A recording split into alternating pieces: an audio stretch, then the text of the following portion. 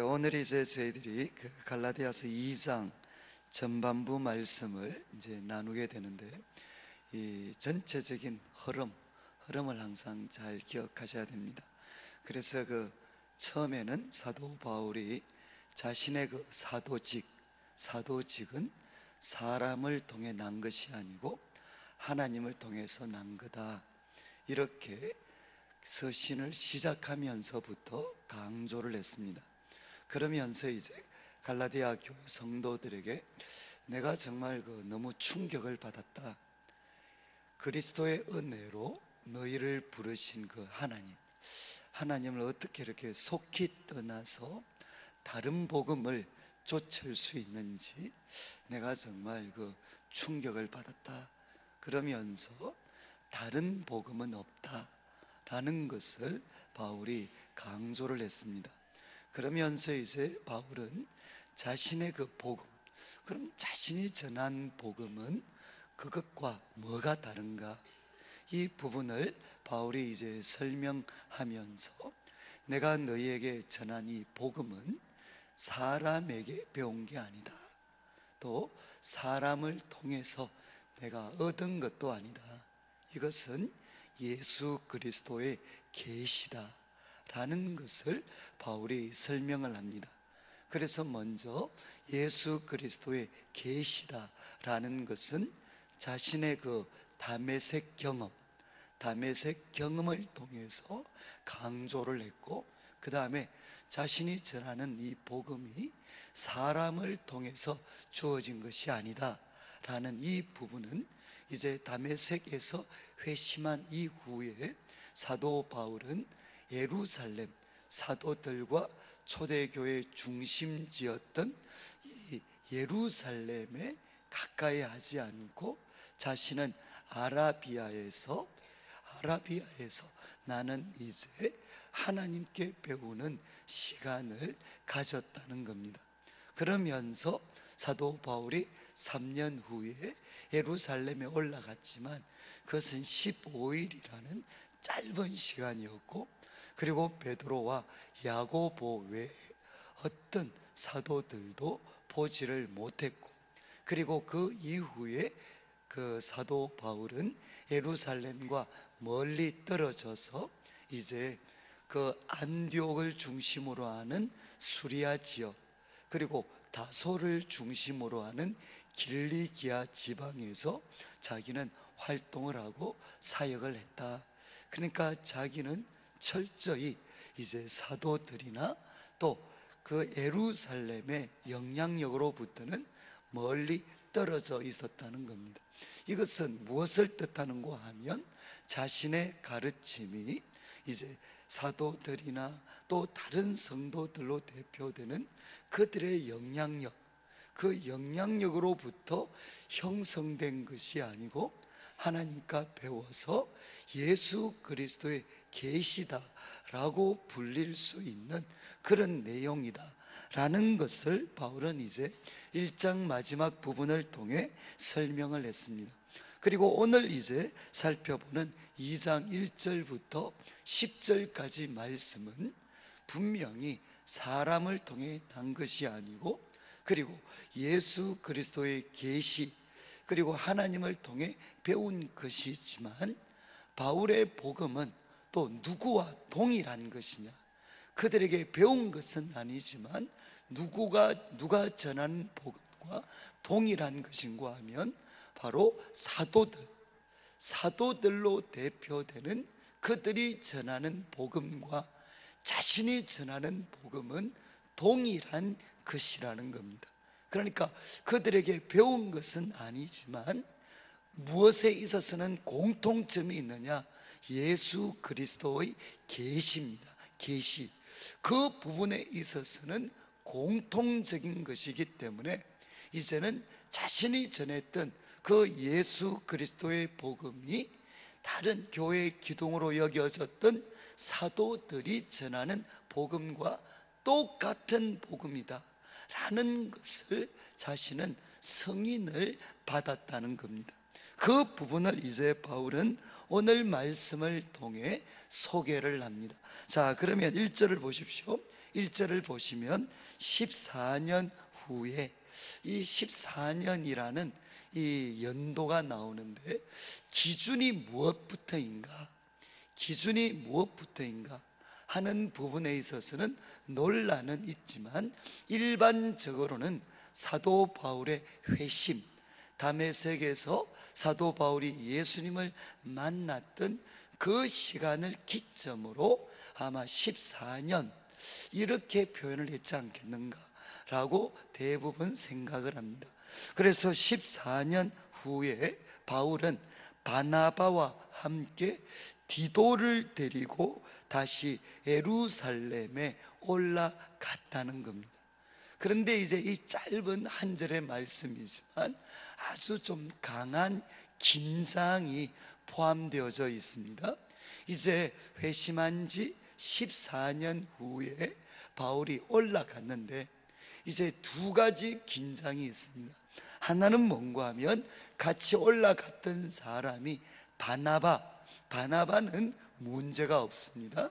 초대교회 예루살렘에서도 존경받는 지도자였기 때문에 바나바가 동행한 것은 아무런 문제가 없는데, 누가 여기에 포함이 되었느냐? 디도를 데리고 갔습니다. 이 디도는 바울의 전도 여행을 통해서 아마 믿게 된 사람입니다. 그러니까 이 디도는 이제 3절을 보시면 이렇게 되어 있죠. 그러나 나와 함께 있는 헬라인 디도까지도 억지로 할례를 받게 하지 아니하였다. 지금 이 9절 말씀을 통해서 볼 때 디도는 어떤 사람입니까? 유대인이 아닙니다. 그는 헬라인입니다. 헬라인이면서 또 그는 할례를 받은 사람이 아닙니다. 이제 고대 제가 사도행전 말씀을 드릴 때도 한번 설명을 드렸지만, 이제 이미 유대인들은 바벨론 포로 이후에 그 지중해 연안 세계에 다 퍼져 있었습니다. 그런데 이제 이 어떤 유대인들의 모습을 보면서 하나님에 대해서 느끼고 하나님을 경외하게 되었던 이 이방인들이 있습니다. 그런데 이 이방인들이 만약에 자신도 유대인들과 똑같은 사람이 되고 싶으면 무엇을 받아야 되느냐? 할례를 받아야 됩니다. 할례를 받으면 그들도 하나님의 백성으로 이방인이었지만 받아들여졌습니다. 그 당시 유대교 때도. 그렇지만 또 많은 이방인들은 유대인들을 통해 하나님을 경외하게 되긴 했지만 이제 유대교에 자기가 동참하고 싶은 그런 열정까지는 없으면, 우리 사도행전을 보면 단지 하나님을 경외하는 이방인들은 있었습니다. 이들은 하나님은 경외했지만 할례 받지는 않았습니다. 그런데 지금 이제 이 헬라인 디도는 예수님을 믿었습니다. 예수님을 믿게 되었죠. 그런데 그는 이방인이었지만 할례를 받지 않았습니다. 이 사람이 지금 바울과 함께 예루살렘에 올라갔습니다. 올라갔기 때문에 이제 두 가지 질문이 생기게 된 거죠. 하나는 뭔가 하면 할례 받지 않고 예수님을 믿는, 할례를 받지 않고 예수님을 믿는 이 디도가 과연 초대교회 지도자들에게 똑같은 성도로 받아들여질 수 있을 것인가? 할례는 받지 않았는데 예수 그리스도를 믿는 믿음 한 가지 때문에 과연 초대교회 예루살렘에 있는 지도자들과 성도들이 그를 형제로 받아들여 줄 것인가 라는 긴장이 하나 생기게 되고, 또 하나의 긴장은 뭔가 하면 사도 바울은 이제 이방을 다니면서 안디옥을 중심으로, 그 다음에 이제 안디옥 교회 파송을 받아서 바나바와 함께 1차 선교 여행을 떠났습니다.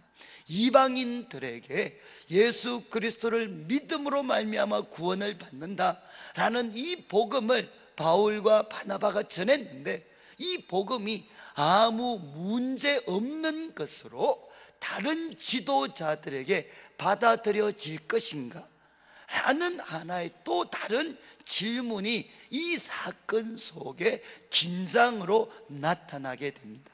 자, 그러면 이렇게 바울이 디도와 함께 예루살렘에 올라갔을 때, 그러면 초대교회 지도자들이 어떻게 반응을 했는가?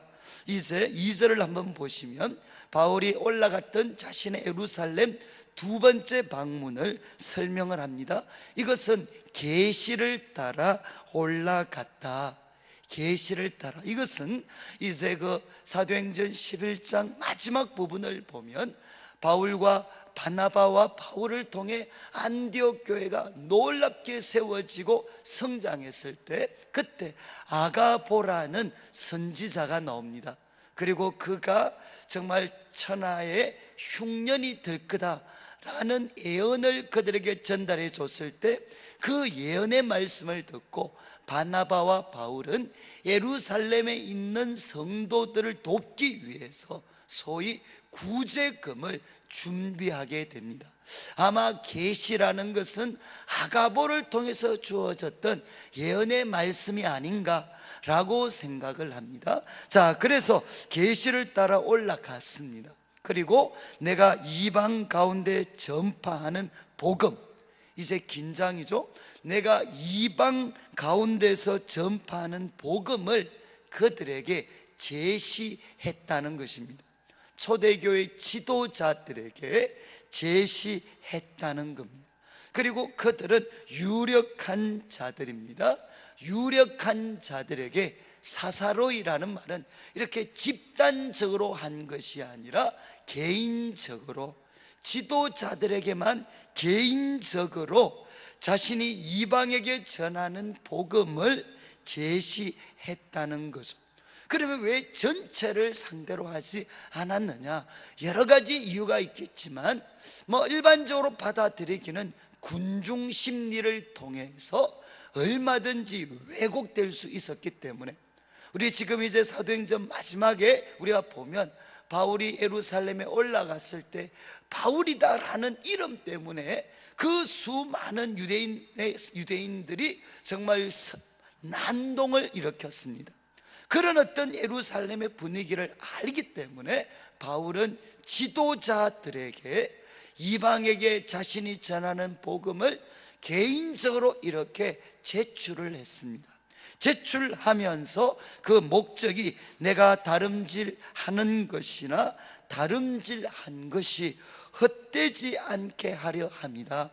이것은 뭔가 하면 결국 사도 바울이 예수 그리스도의 계시를 통해 그가 가지게 되었고 전파했던 이 복음이 정말 초대교회 지도자들에게 승인 받는 절차가 없게 되면 이 유대주의자들의 공격을 통해서 계속해서 사회에 어려움을 겪으니까, 그것을 방지하기 위해서 이제는 사도들에게 자신이 전했던 복음을 제시했고, 승인받는 걸 통해 이런 거짓 선생들로부터 자신의 사역을 지키기 위해서 이런 행동을 했다는 것입니다.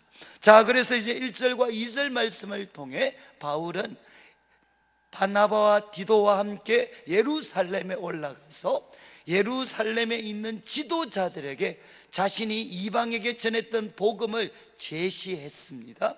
자, 이때 이제 초대교회 지도자들은 어떻게 했는가?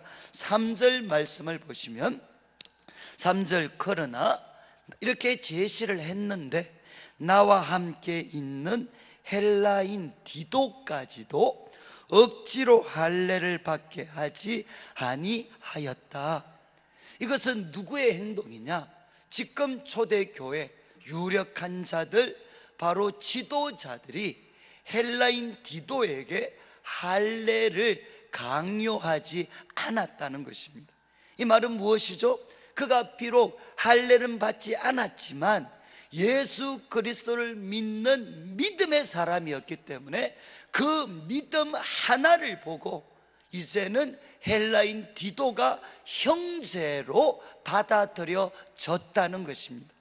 어떤 지도자도 헬라인 디도에게 할례를 받아야 된다, 거짓 선생들이 이야기했던 할례를 받아야 구원을 받을 수 있다, 이렇게 주장한 지도자는 아무도 없었다는 것입니다.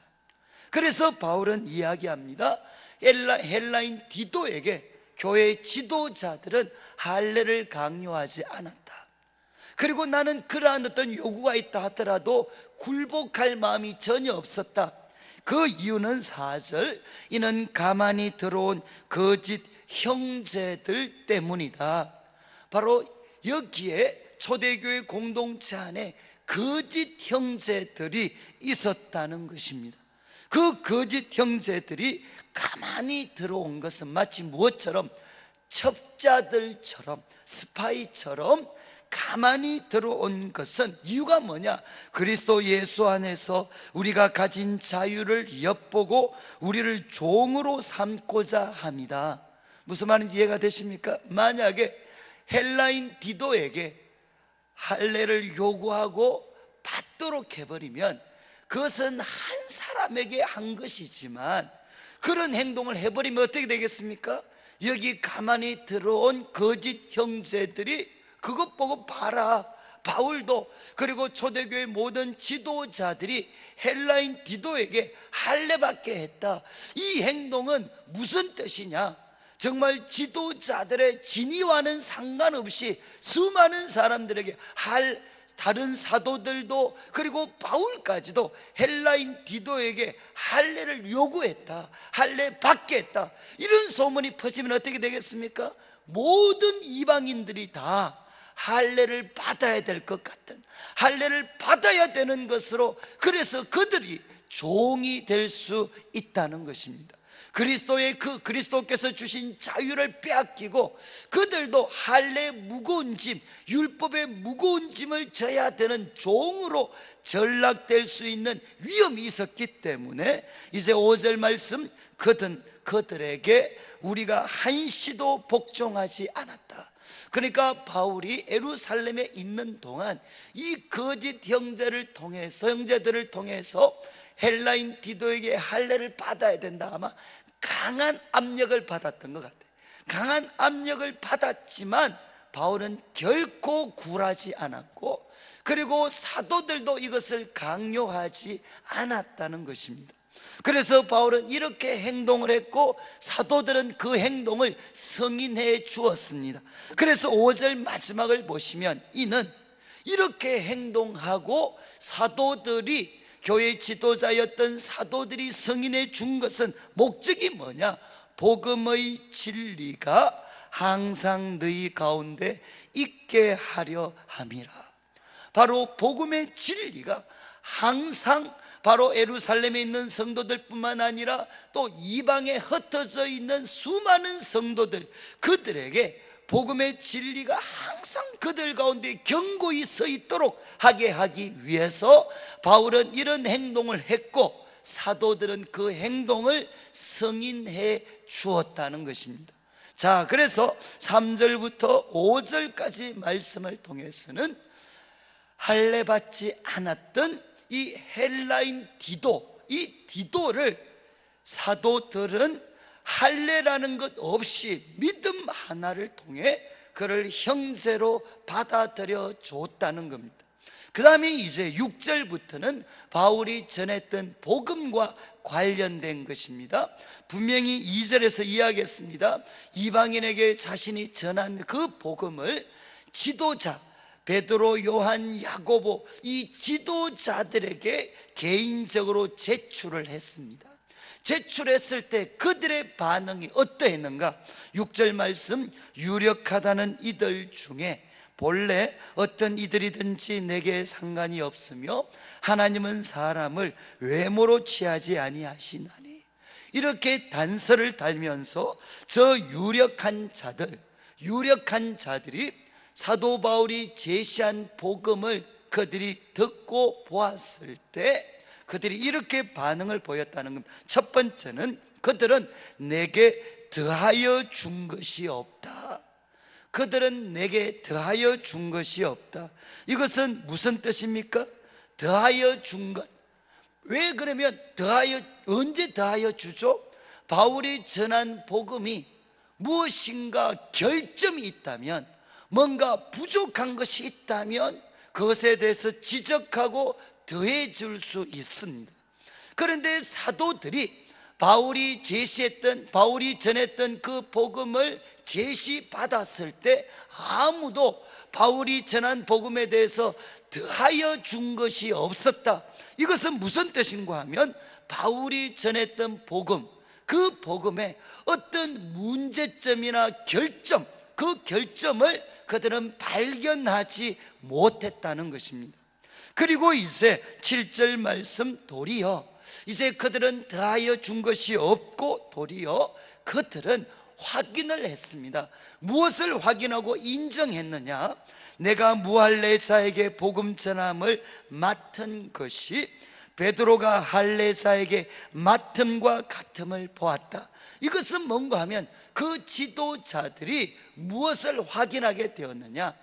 마치 베드로로 대표되는 사도들에게 복음을 할례자들에게 전하라고 맡기신 것처럼, 그 직분을 맡기신 것처럼 바로 바울에게는 무할례자들, 이방인들에게 복음을 전하라고 하나님이 맡기셨구나.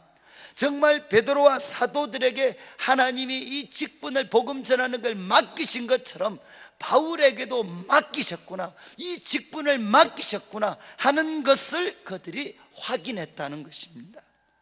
인정을 했다는 거죠. 그 다음에 8절 말씀, 그 직분을 하나님이 주셨다라는 것을 인정했을 뿐만 아니라 베드로에게 역사하사 그를 할례자의 사도로 삼으신 이가, 베드로, 할례자에게 복음을 전하는 사도로 세우신 베드로에게 하나님이 역사하셨던 것처럼 이제는 무할례자인 이방인들에게 복음을 전하는 이 사도, 복음을 전하는 바울에게도 누가 역사하셨느냐? 베드로와 다른 사도들에게 역사하셨던 하나님이 동일하게 바울에게도 역사하셨다라는 것을 그들이 인정하게 되었다는 것입니다. 그러니까 이제 바울이 전한 복음에 대해서 그들이 제시를 받고 사도들이 보여준 반응은 뭐냐? 뭔가 결점이나 부족한 것이 없었기 때문에 더하여 준 것이 없습니다. 그리고 또 바울이 이방인들에게 복음을 전하는 이 일은 하나님이 맡기신 것이다 라는 것을 그들이 인정을 했고, 나아가서 정말 그 복음을 전할 때 베드로와 다른 사도들에게 역사하셨던 것처럼 바울의 사역에 있어서도 하나님이 역사하셨구나 하는 것을 그들이 인정하게 되었다는 겁니다. 그래서 그 결과가 어떻게 되었느냐? 이제 9절 말씀, 또 기둥같이 그 결과를 보고 또 기둥같이 여기는 야고보와 게바와 요한이 내게 주신 은혜를 알므로 그것을 인정했기 때문에 나와 바나바에게 무엇을 했다는 겁니까? 친교의 악수를 했다. 친교의 악수라는 이 말은 결국 뭔가 하면 사도 바울과 바나바가 전했던 복음과 베드로와 다른 사도들이 전했던 복음은 동일한 것이다, 동일한 것이다라는 것을 인정하는 그 악수를 그들이 나누었다는 것입니다. 동일한 복음이지만 그러나 그들이 달랐던 것은 무엇이냐? 복음이 달랐던 것이 아니고 복음은 동일하지만 복음을 가지고 섬겨야 되는 사역의 대상이 달랐다는 것을 그들은 인정하게 되었다는 겁니다. 그래서 우리는 이방인에게로, 그들은 할례자에게로 가게 하려 합니다. 이렇게 교제 악수를 청하면서 우리는 동일한 복음을 가진 사람이다, 그렇지만 하나님께서 이 동일한 복음을 가지고 베드로와 사도들에게는 할례 받은 자들을 먼저 섬기도록 해주셨고, 바울과 바나바들은 이방인들을 먼저 섬길 수 있도록 하나님이 그렇게 다른 사역들을 허락한 것이지, 복음은 동일하다라는 것을 우리가 인정하고 확인했다. 그렇게 이야기하면서 이제 10절을 보시면, 다만 사도들이 우리에게 부탁한 것은 가난한 자들 잊지 마라, 이렇게 이야기했는데, 이것은 나도 본래부터 힘써 행했던 것이라는 겁니다. 자, 이제 오늘 본문 말씀을 조금 이렇게 좀 머리가 좀 복잡해질지 모르겠는데, 오늘 이 본문 말씀은 이제 초대교회 가운데 초대교회 가운데 아주 그 긴장에 가득 찼던 순간을 바울이 소개하면서 갈라디아 교회 성도들에게, 내가 전하는 복음은 예수 그리스도의 계시를 통해서 사람에게 난 것이 아니지만 다른 사도들이 전하는 복음과 동일한 것이다 라는 것을 오늘 말씀을 통해 바울이 이야기를 합니다. 그래서 그렇게 이야기할 수 있었던 근거, 14년 후에 예루살렘에 올라갔는데 그때 이방인을 대동했다. 이방인 디도를 대동했는데, 나는 그가 할례 받도록 요구하지 않았고, 그리고 그 행동에 대해서 사도들도 승인했다. 우리가 이렇게 같이 노력했던 것은 우리의 자유를 빼앗아가려고 하는 거짓 형제들이 많이 있었다. 그런데 그들에게 우리는 굴복하지 않고 항상 너희들 가운데, 이방인 형제들까지 포함해서 복음의 진리가 명확하게 그들 가운데 서 있게 하려고 우리는 한순간도 복종하지 않았다는 것입니다. 성도님들, 저희들이 하나 기억해야 될 것은, 복음의 내용도 중요하지만 그 복음의 내용과 합당한 행동을 한다는 것이 이만큼 중요합니다. 만약에 바울이 말씀을 통해서는 예수 그리스도를 믿는 것으로 충분합니다라고 이야기했지만, 그 사람들의 압력에 굴복해서 디도로 하여금 할례를 받도록 했으면 어떻게 됐겠습니까? 복음의 진리가 그들의 의사와는 전혀 다르게 사람들에게 훼손되어지게 되는 겁니다. 그리고 이방인 성도들은 이제는 율법의 종으로, 노예로 전락되어지게 됩니다. 그래서 바울은 이야기합니다. 내가 예루살렘에 올라갔을 때 복음의 그 진리가 훼손될 수 있는 어떤 행동, 어떤 압력에도 나는 굴하지 않았다는 것입니다. 그래서 하나 우리가 기억해야 될 것은, 그래서 우리들의 행동이 중요합니다. 우리가 전하는 복음도 중요하지만 거기에 합당한 행동을 순간순간마다 하는 것이 너무나도 중요합니다. 그래서 우리 성도들의 가슴에 복음의 진리가 분명하게 서 있게 하려면, 우리 앞선 성도들이 우리들의 삶에서 복음의 진리와 합당한 행동이 될 수 있도록 항상 노력을 해야 된다는 것입니다.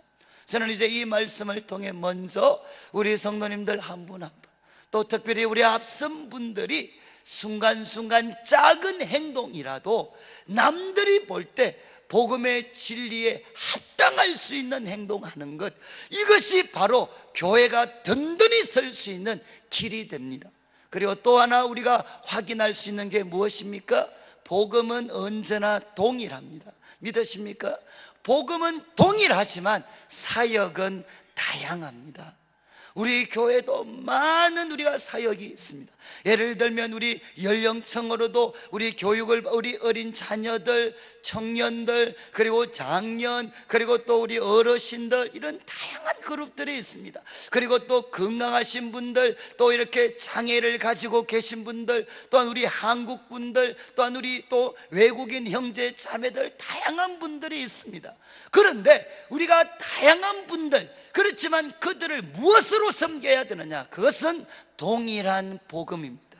믿으십니까? 우리가 섬기는 대상은 다양하지만 우리가 섬겨야 되는 그 중심은 무엇이냐? 그리스도의 복음입니다. 이것은 동일해야 됩니다. 그런데 대상이 다양하기 때문에 그들에게 적절한 방법으로 표현되어져야 되죠.